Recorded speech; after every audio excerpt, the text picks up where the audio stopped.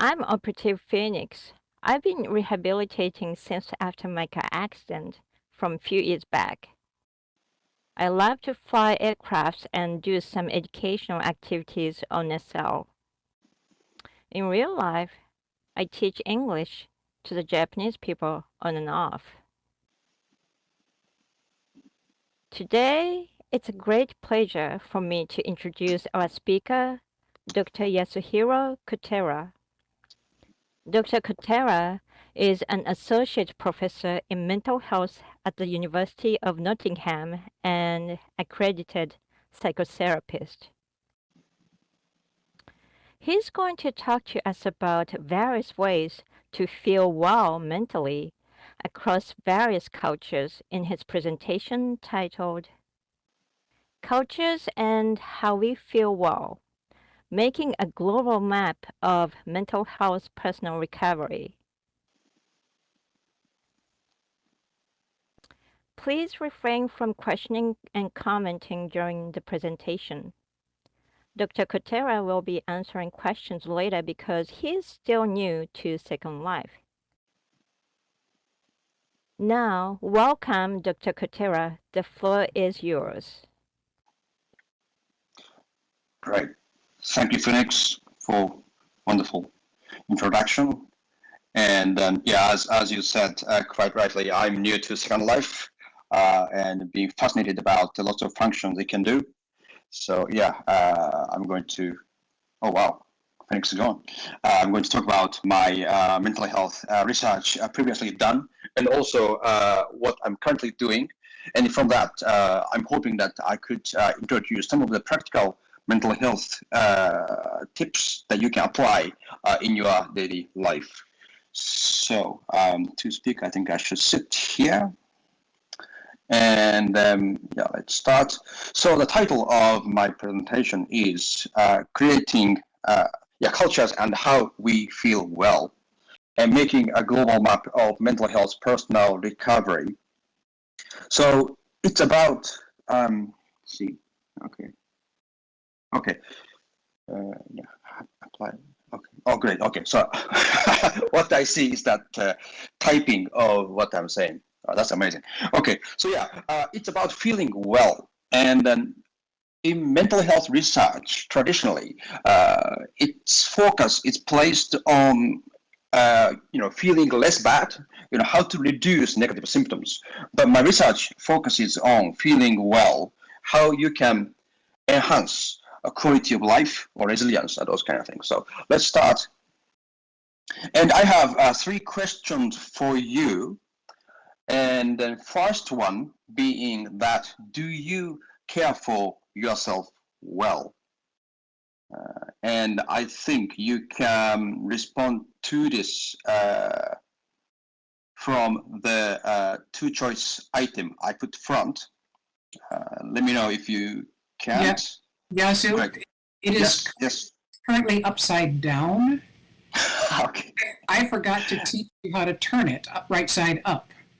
Okay. Can we just have them say in text, yes or no? Yeah. Okay. That's fine. Yeah. Yes.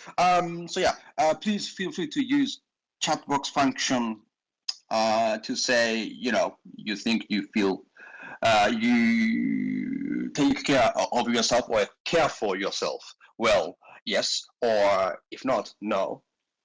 Feel free to. Responses here will be confidential, so no one will tell others. This will be kept in this conference. So,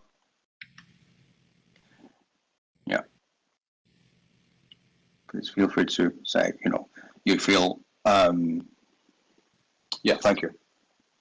Yourself well. Yeah, but although I see some responses in the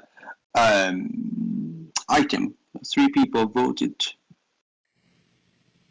Okay, 3 people voted yes, and 1 person now.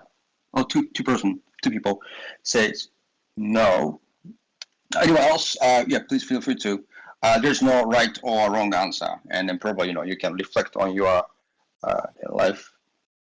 And okay, thank you. And seasonally has a 3rd answer, maybe. Yeah, maybe. That's good. That's good.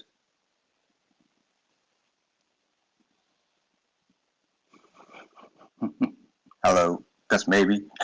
You said maybe, Alia. Okay, great. Thank you. So I think we have different senses about caring for yourself, and probably we all agree that taking a care for yourself is important. Self-care, especially if you are in healthcare sector, the importance of self-care has been highlighted a lot. Especially since outbreak of COVID-19, healthcare workers self-care is very very important. But it's sometimes hard to do self-care, and I think behind that is your view towards self-care. So my next question is, there you go. Yeah. What do you feel when you think of self-care? And then I would like you to express it in one word. How can I look up? Okay. I think for this question, we can still use chat function if there's no word cloud or anything ready. Yeah, we can do that.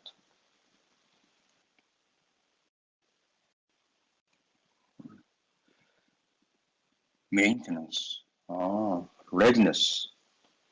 Guilt. Nice. Nice, yeah. Relaxation. Treatment. Respiration. Health. Interesting responses. Interesting responses. Priority. Cuddles. Money. Interesting.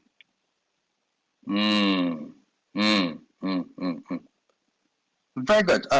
Yeah, please feel free to. There's no right or wrong answer. And also, I think by writing down, that can help your well-being as well. Mm. Mm, mm, mm, mm, mm, mm. Very good. Very good. Oh, thank you for your. Hana Banana. Hana Banana. One of my classmates from grad school. Her nickname was Hana Banana.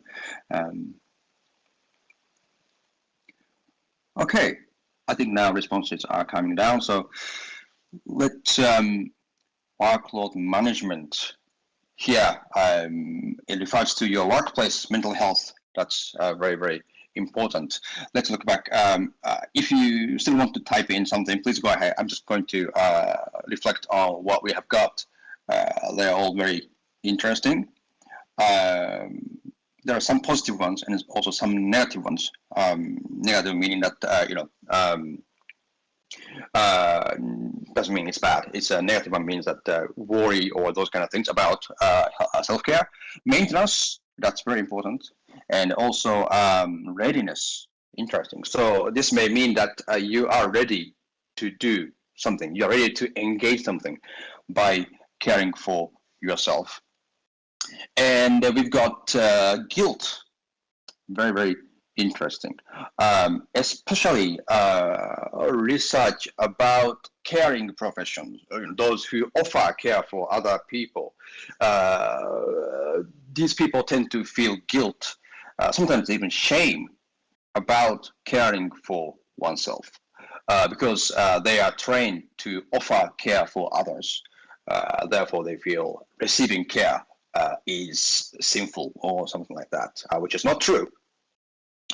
And very interestingly, that I have looked at a code of practice in social work in the UK, and yeah, I did word analysis, text analysis of this document, and I found about 70 shoulds in the document, whereas self-care or self-awareness, something about self, was only mentioned twice, yeah, in this code of practice. So that may mean that in the education of healthcare workers, trainees are going through lots of taking care of others, others focused mentality, which is very important, but not so much emphasized on self-care. On the other hand, looking at psychotherapists' code of practice, increasingly I see that self-care or self-reflection, self-awareness are embedded in the code of practice. So I think even within the healthcare, the emphasis on self-care is a bit different, but still it's under-emphasized area. And then behind this can be guilt, shame, or some kind of identity clash kind of thing I can see. And other responses refer to more specific behaviors like health priority, cuddles, very specific, and workload management, sleep, friends. So some people think of specific behaviors. Probably these people have experience of doing those activities and then feel better through that activities. And self-care is talked about often at the behavioral level, like we say self-care behaviors. And then what can facilitate these self-care behaviors is a mind of self-care, how you take care of yourself. And then that relates to something that Hannah Banana said earlier about self-compassion is very important. Taking, compassion means being kind, understanding of yourself, especially when things go wrong. Having understanding and having kindness towards yourself is very, very important. Instead of being judgmental of your situation or your weaknesses. So having a mind of self-compassion, this is internal aspect, and then do external behaviors of self-care activities tend to give you better well-being. So yeah, very interesting comments, output I saw. I think this means that probably today's audience, people listening to this talk, probably are very aware of well-being, mental health. So that's really, really good. And then, yeah, very interesting question. I've never seen this before in my talk. Someone says money.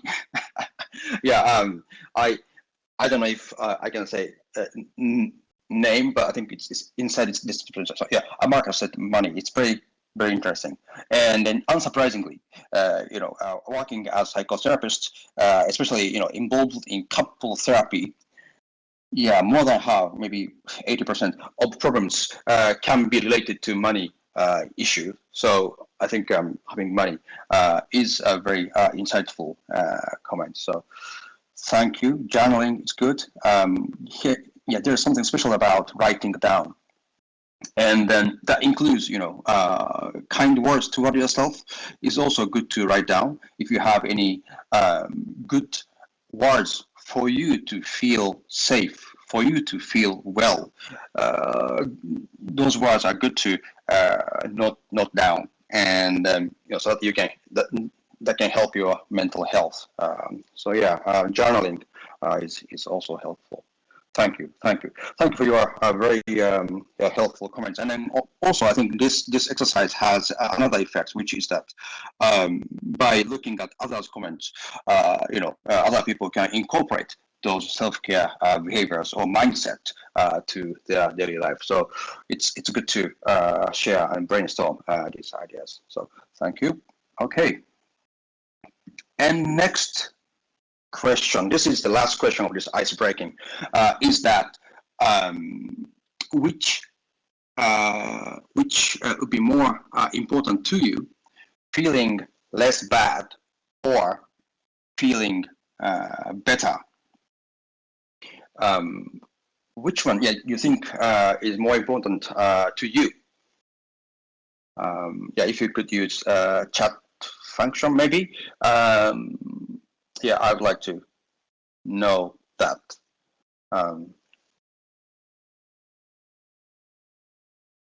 Less bad, better. Less bad. Okay. Thank you.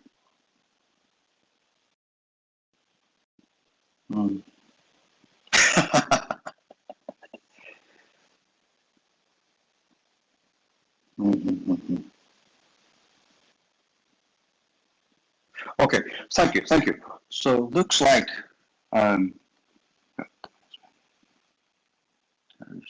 side effects and of the chart. I says. Thank you, thank you. Very helpful, very helpful. I think equal-ish numbers, but more people feel important to feel less bad. So probably that may imply that they feel some kind of already stress or some kind of bad symptoms or negative symptoms, and then wanting to reduce that stress or that anxiety, those kind of things. And other people chose feel better element. So yeah, okay, that's very interesting. So historically, mental health research has focused on this feeling less bad, how to reduce negative symptoms. And my research, although a little bit more than half of people want to know about feeling less bad, but my research focuses on recovery. So how to feel well aspect. And then this is useful to people who are interested in feeling less bad, because this personal recovery aspect includes people with mental health symptoms. And this recovery function works even with the presence of mental health symptoms.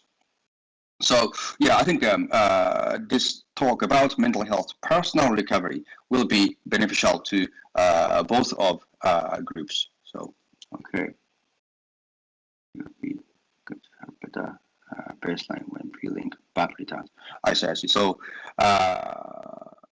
Behrman talks about baseline, importance of baseline.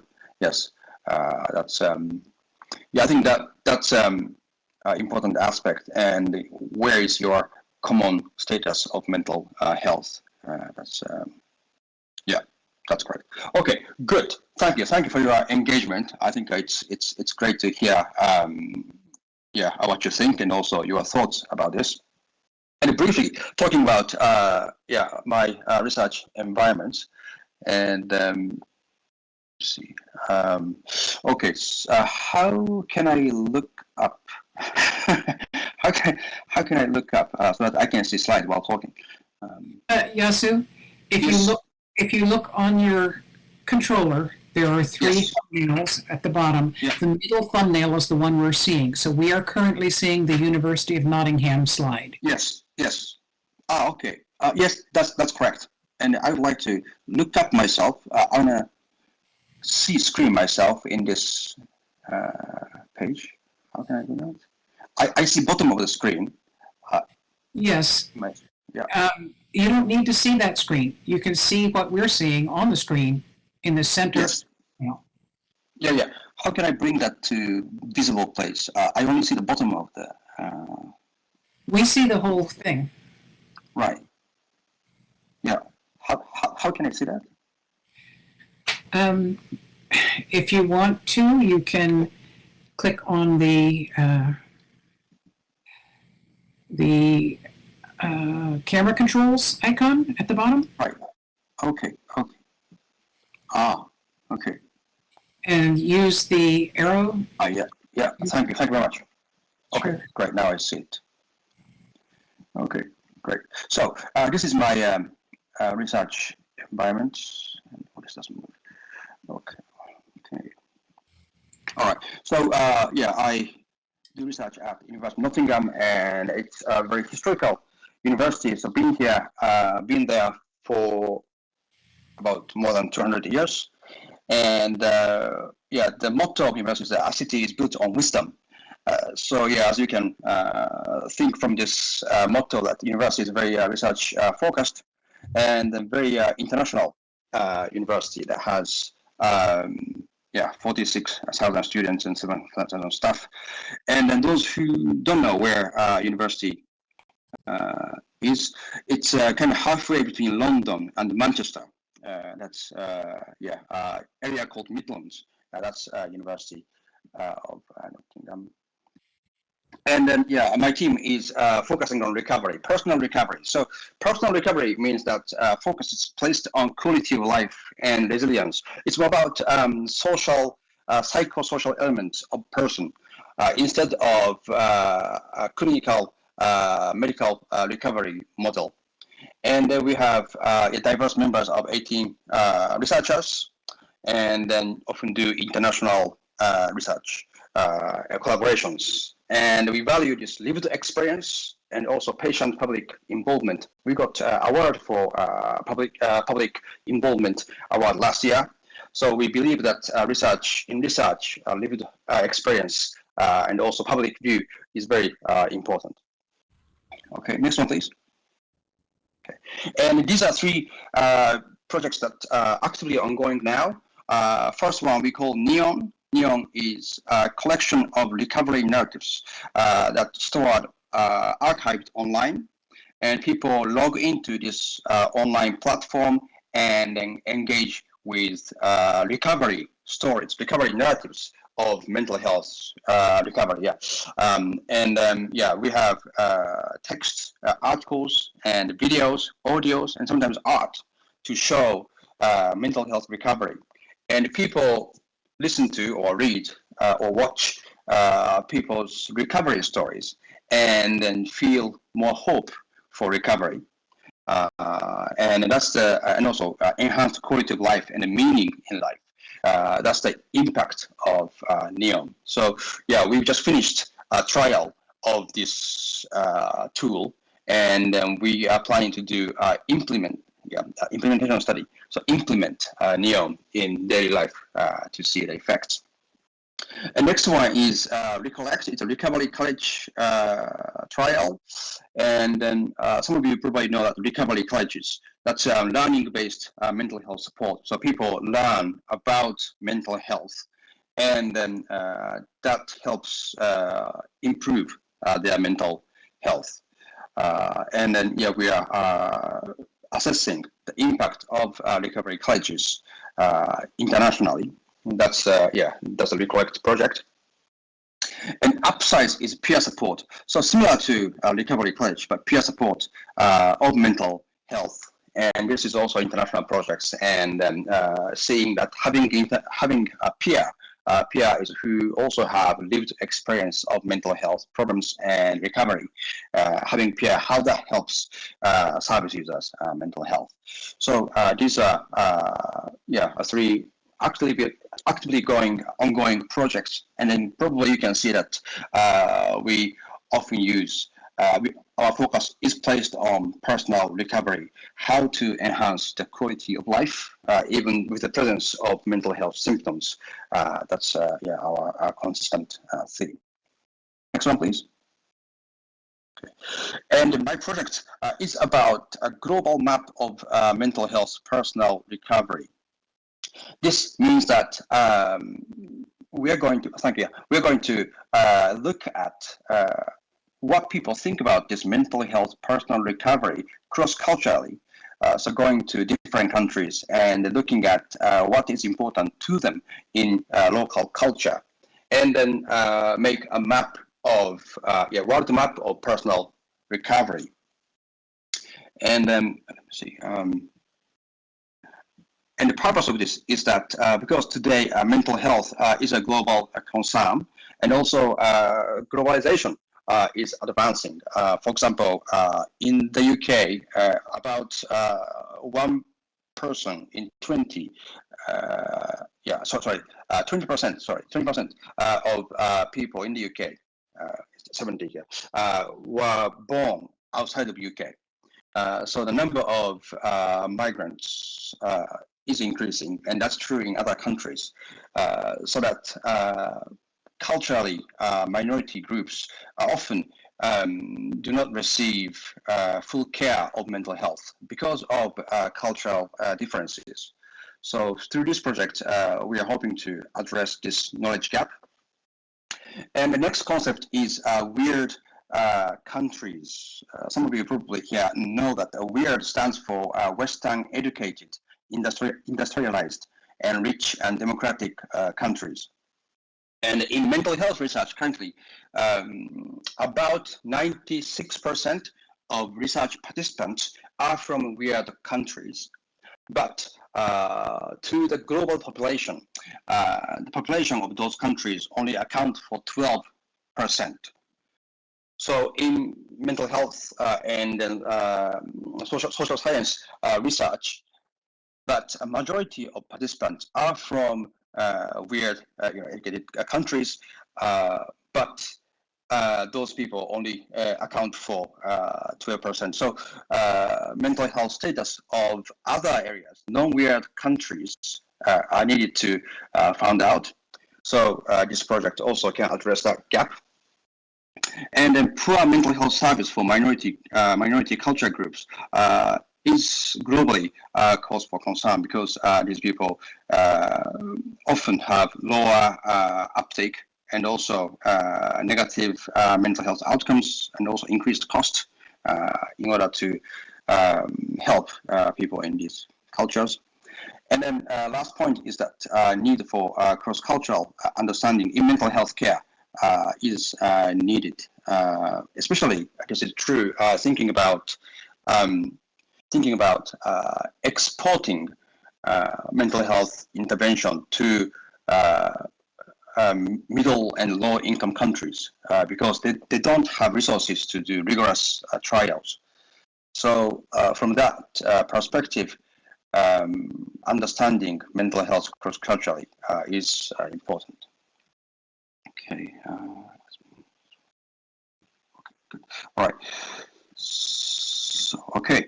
And then about mental health recovery, we have developed this framework called CHIME. And CHIME stands for connectedness, hope, identity, meaning, and empowerment. We've developed this framework by reviewing literature on mental health personal recovery. And in many studies talk about these pathways for mental health recovery. And then we made this framework, and this framework is probably most cited framework of mental health personal recovery, and often used in national policy as well. So CHIME, probably when you look at this, probably you have some ideas about, for you, maybe connectedness is very important, maybe hope is important, or you feel like, oh, this is probably important to me, but not this one, kind of preference. So that's something that I'd like to explore globally, and then hope to find some trend with cultural characteristics and pathways of mental health personal recovery.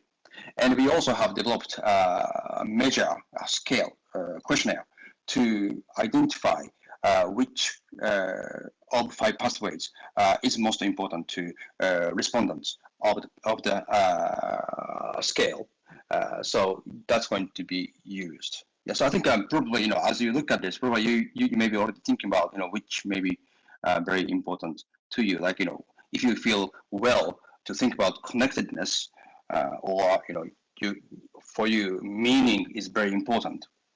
Yeah, I believe to Japanese people, meaning is really important. We have a word called ikigai.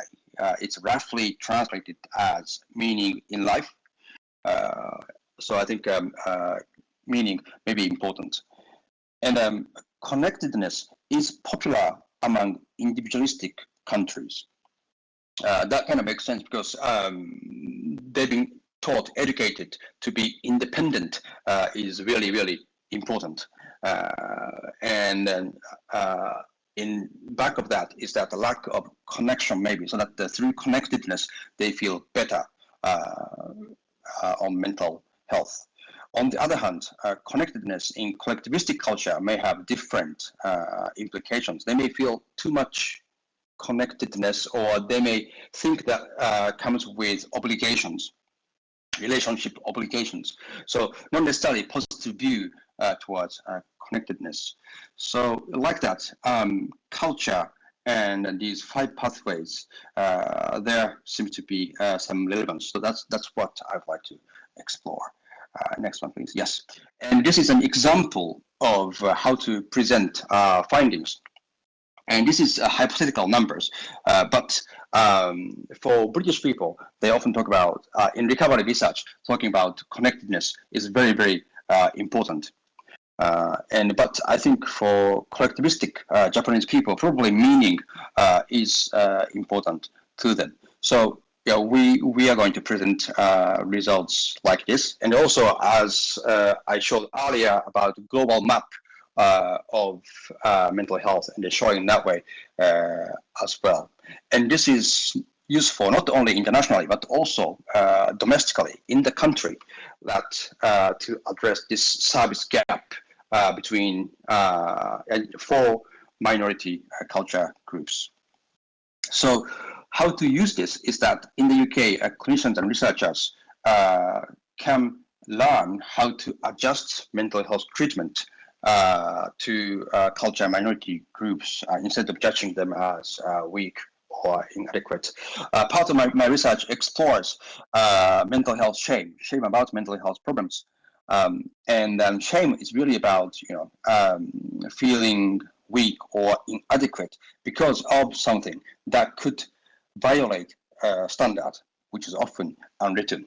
So by breaking some standards, they feel they are weak, they are inadequate. That's a sense of shame. And this is negatively impact one's mental health, unsurprisingly.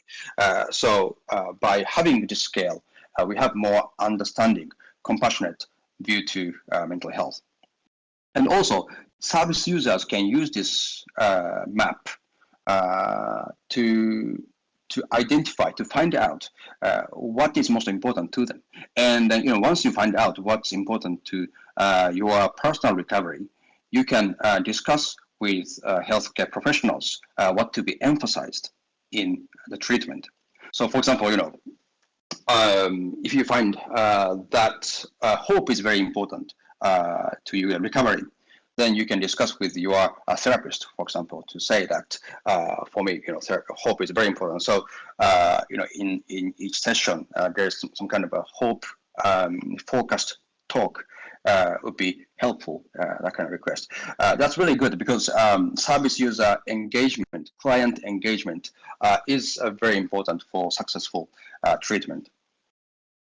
And globally, this map informs how treatment should be adjusted when exporting to another context, and especially helpful in countries where resources are limited, because these countries don't have resources to do rigorous trials. They can use so by looking at this cultural map, they can make informed adjustment in the treatment and use it to people in that culture to kind of reduce cultural gap. So, okay, thank you. Next slide, please. So my question to you at this point is that which domain is the most important to you, to feel well? And there are 5 pathways of mental health recovery. This one, again, probably we can use chat box. I think many of you here are very familiar with using chat function. So, yeah, if you could, it's open question. If you could fill out one of those 5, that would be great. Thank you.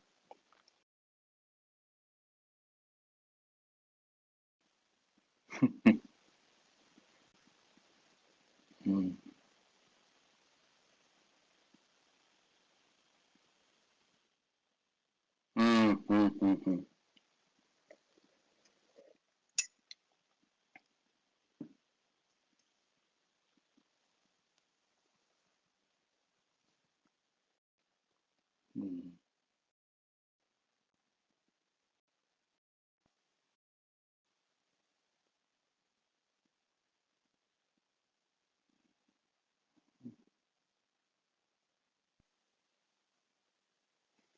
Thank you. Thank great. Yeah. Please keep typing if you want to put input. Looking at this group's popular pathways. I don't know how culturally diverse this group is, but Yeah, so you could ask us where we're from. oh yeah, please, yeah. Also tell me, where you are from or where your cultural orientation is. I just assume that it's an American organization, so I think many of you are from America, but not necessarily so.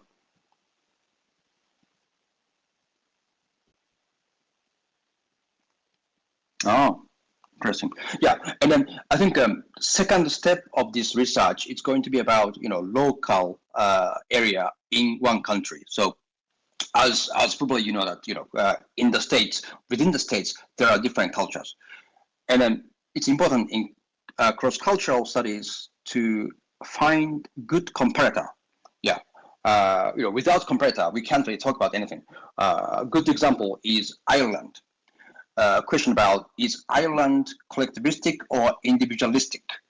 Depends on which country you compare with. If you compare with England, it's more collectivistic. If you compare with Japan, it's more individualistic. So yeah, and also time matters as well. These index scores can change over time. Although culture change is slower than policies. But great. Okay. I see. Okay, right. Oh, interesting. Good. Yes, great. Yes, and then the second phase is local and also demographic identity. Because, for example, British people living. Oh, nice. Oh, great. Word cloud works. Great. Because, for example, British people living in UK for whole life probably don't think about culture much. Instead, they have more stronger identity as a younger man or older man or a person with autism or that kind of thing. So this study explores those demographic informations, including age, gender, and disability and religion. And also, we're going to ask if they are in mental health treatment. Are you in the beginning of treatment or toward the end of treatment? That also will have some interesting information. So, but I mean, using this framework, we can have some trend of these aspects. Okay. Yeah. Interesting. Oh, thank you. Oh, thank you for sharing those. Interesting. Yeah, I saw this Los Angeles people making fun of New Yorkers and New Yorker making fun of Los Angeles people. So I'm sure that between Boston and New York, they are very, very different. Interesting. Very diverse group. Italy, wow, France, Germany. But tend to be Western countries, Caribbean, Central America. Ireland, oh, what's the crack? Okay, thank you. And then, yeah, maybe you can think about, if your cultural identity is strong, which is often the case of those who have traveled many countries, then you can also think about how your culture might impact your preference of personal recovery. And if not, for example, ISKI, that other identity-related information can inform, may inform your preference for recovery domain. Mm-hmm. Okay. Okay. I mean, I think time-wise, it's good to go into questions. So, okay, sure. I'll park your question to come back to you. Just let me just finish the slide. Oh, okay. Okay. Gentle already finished my slide because time-wise, it's good time to finish. So, okay. So that kind of thing, I would like to explore. And now, initial project funding has been applied, and I'm planning to apply bigger funding. And then also at the same time, I'm expanding my researcher network in many countries as as I need many collaborators. So yeah, that's my project. And also thank you for your engagement. I hope you find this useful, and also you have something that you want to focus on your daily life after this presentation. So thank you. Let's move on to questions, and already got one question. Yep, so I can read that if you like. Okay. Shiloh's question was, how does age factor into the arc of mental health? Very good question. Age and mental health has been explored, and the results has been mixed. Sometimes, older age relates to good mental health, and sometimes not, kind of thing. But through my research, I have published more than 170 peer-reviewed academic journal papers. Through my research, what I often find is that resilience and age correlation. So those who are older tend to have higher resilience. It's tendency. So of course, you find exceptions like young person with high resilience or old person with low resilience. But through my research population, I've researched many different populations: students, workers, teachers, trainees in UK, Japan, America, Germany, South Africa, many countries, Indonesia, Malaysia. So yeah, that trend seems to be probably most frequent. So hope that answered the question. Any other? Marley has a comment. She says, I just lost it for a second there. There are cultural pressures re whether or not one believes in God, is Christian, has a religious life. And look at the rise, once again, of anti-Semitism, which has had a great impact on minority groups in the United States. So just a comment. Thank you. Yeah, I think definitely, for many people, religion impacts on their identity forming. So yeah, thank you for very useful comments. Thank you. And Shiloh also follows up with a question. What kind of correlation have you found between increased concern or rise in mental health and mental health issues, and the decrease in social relations or decrease of a sense of community across cultures? Which culture or ethnic groups are showing the most increase? I see. Correlation is cross-cultural, so one-point assessment of high and low, not dynamic numbers, but to try my best to answer, or try my best to show you something most useful to you is that, for example, social connectedness. I haven't explored social connectedness, but I've been exploring self-compassion, part of which is about connectedness. And for self-compassion, with correlation with cultural characteristics, I tend to see that long-term orientation of culture tends to have higher self-compassion. So long-term orientation of culture is more about value in saving than spending, while short-term orientation culture is more about spending. So long-term orientation culture values patience or thriving or thriftiness kind of thing, while short-term orientation culture wants results right now. So good examples of long-term orientation, Germany, for example, or Japan, or Korea, they culturally, and these cultures tend to have strong self-compassion, i.e., understanding towards yourself and connection with others. That's called common humanity. Understanding that there are other people in the world who have similar difficulty as yours. That really helps. I'm father of triplets and plus one, and the triplets, two of them are physically delayed development and also autistic.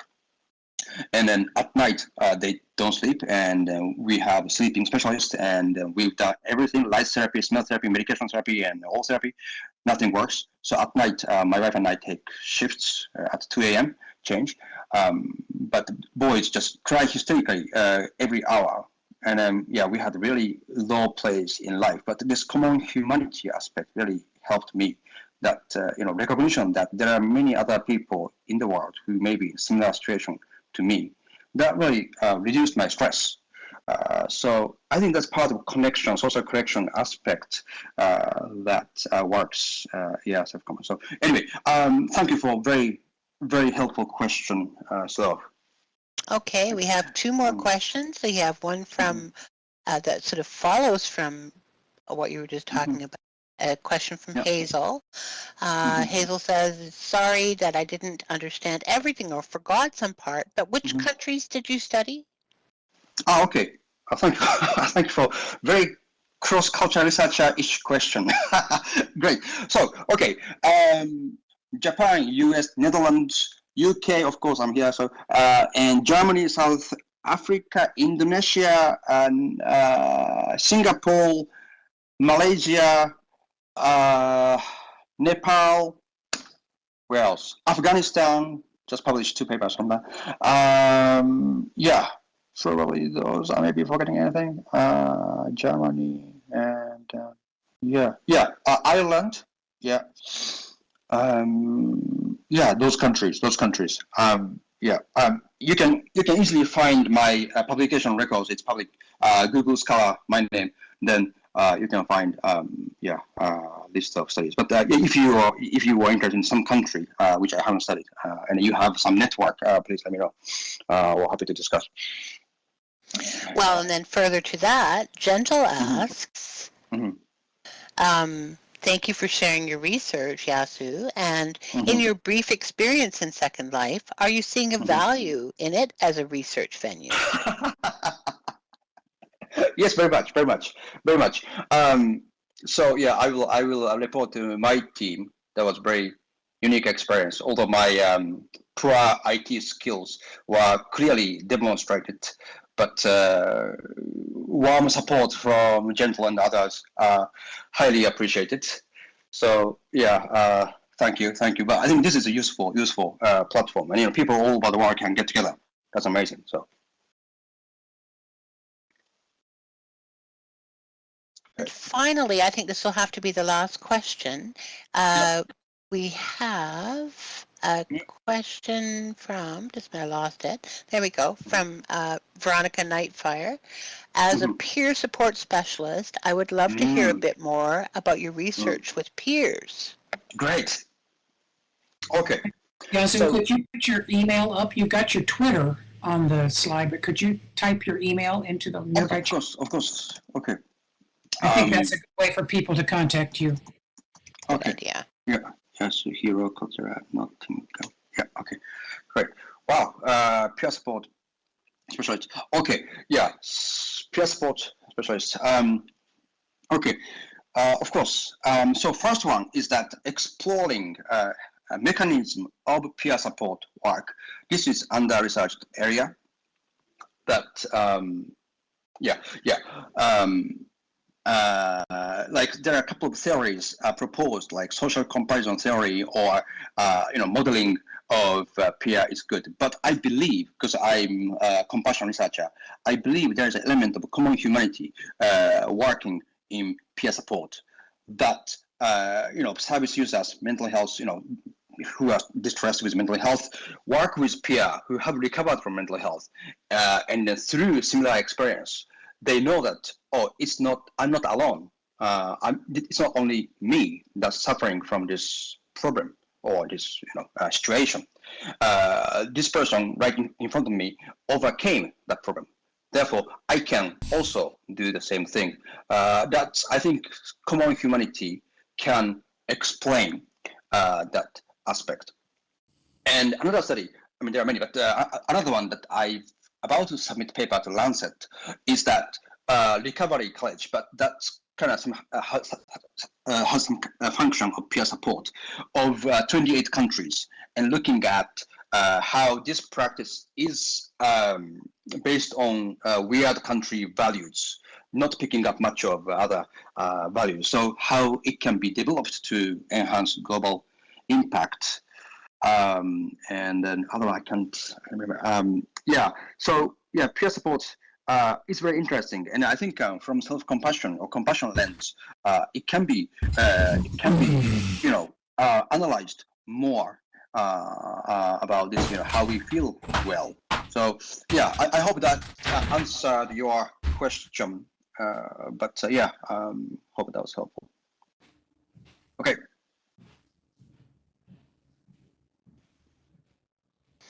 There are other questions, but I think people could maybe send you an email and respond to it that way. So thank you very much. I think it's time for us to make the switch to the next speaker. Okay, thank you all very much, and sorry about that, my poor IT skills during halftime, but thank you for your patient engagement and also very helpful comments. I learned a lot, and also I felt something that more can be explored, so thanks so much.